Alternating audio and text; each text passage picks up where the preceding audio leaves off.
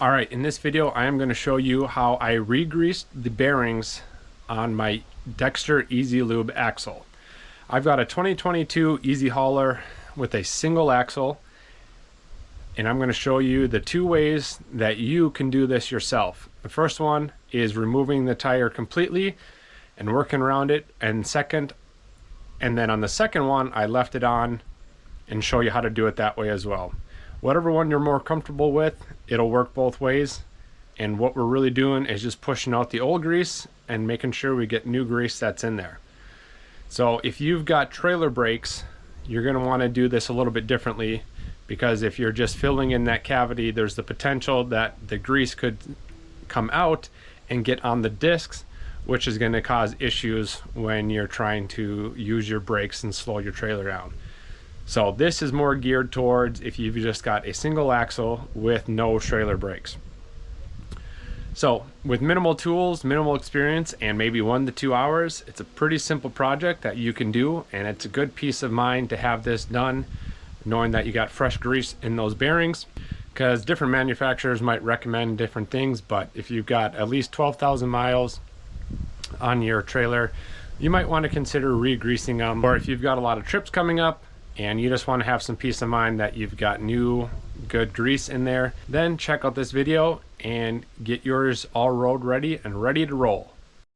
And then also as a bonus, I'm going to show you how, if you've got a brand new grease gun, how to get that prepared, how to load it and use it to grease up your bearings, or if you got any other things around the house that need to be greased as well. Oh, and if you're new here, hi, welcome. My name is John, and this is the Superior Conversions and Outdoors YouTube channel. Thanks for coming by, checking out this video, and if you want to see some other videos similar to this, make sure to go to the page and see what else we've got there for you.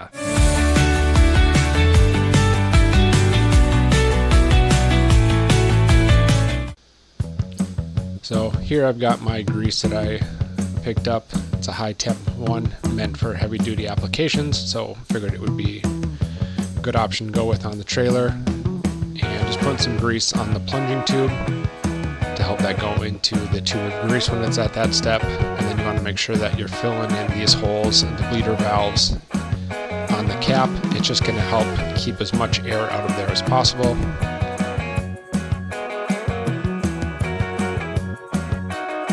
Pull your plunger tube back, drop that in with open end down, pull the cap off, and then you are ready to screw it onto your handle.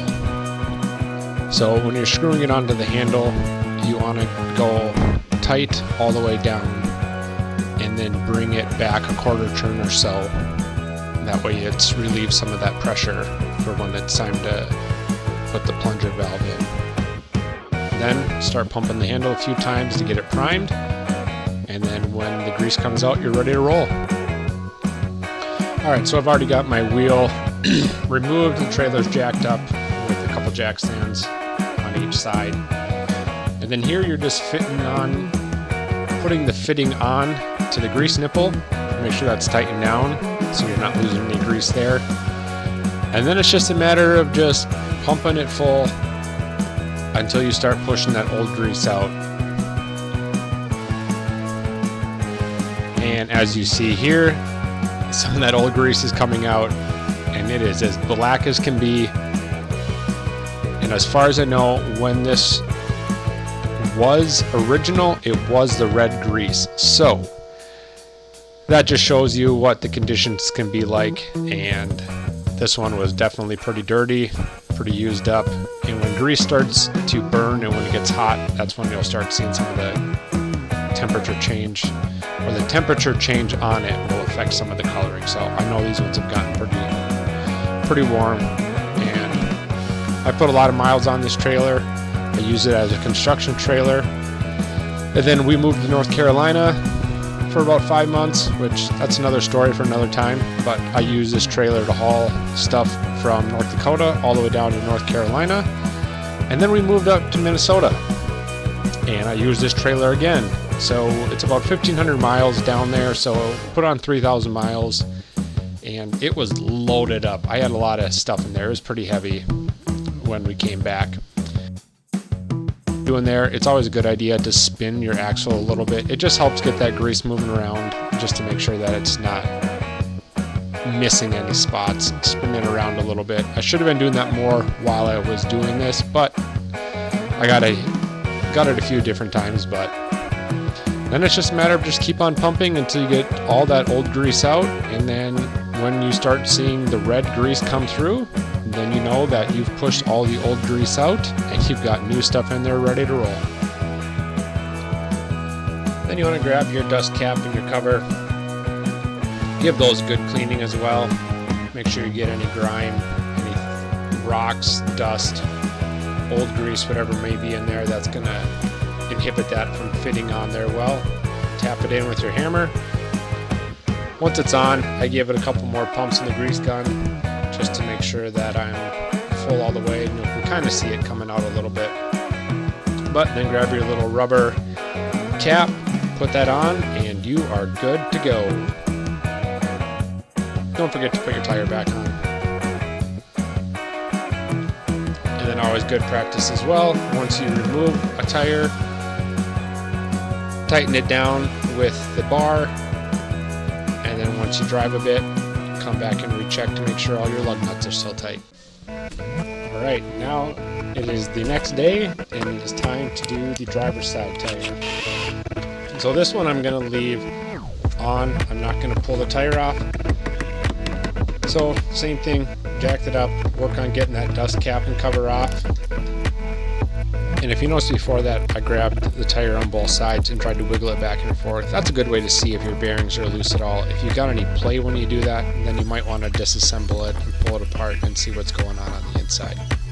But other than that, same thing. Keep on pumping, fill it up until you get new grease pouring out. Put that cup back on. Get it nice and clean.